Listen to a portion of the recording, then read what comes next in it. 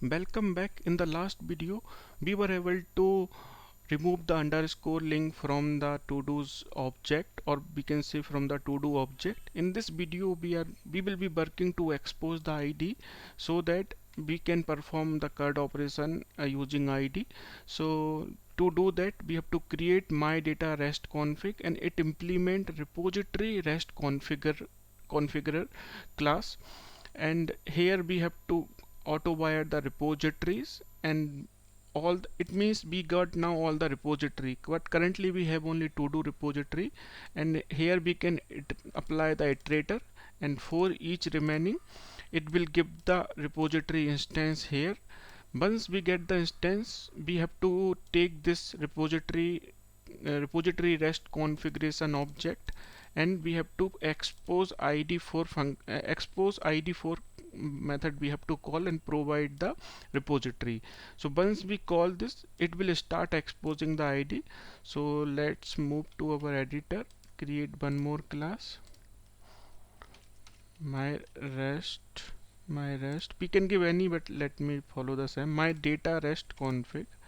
So my data rest config, it implements repository rest configure, and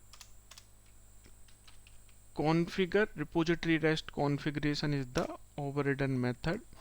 Let's remove this line and auto wire the repository. Auto wired, we are going to add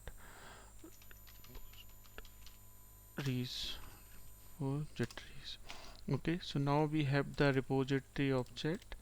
Let us apply iterator, and for each remaining take the reference, and okay, and here we have to say config dot expose id for our repository. Okay, something is not good. So I am a JavaScript developer, so I have a habit to use equal to and greater for lambda. So we have to change this to single, and then it will work fine. Okay, so let's save and rerun. But currently here is one problem. We have to say configuration so that it will be managed by our Spring Boot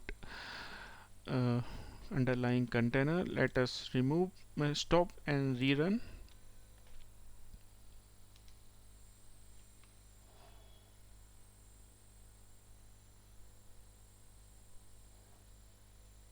Okay, our application is running now. Let's call get call again, and we could able to see the ID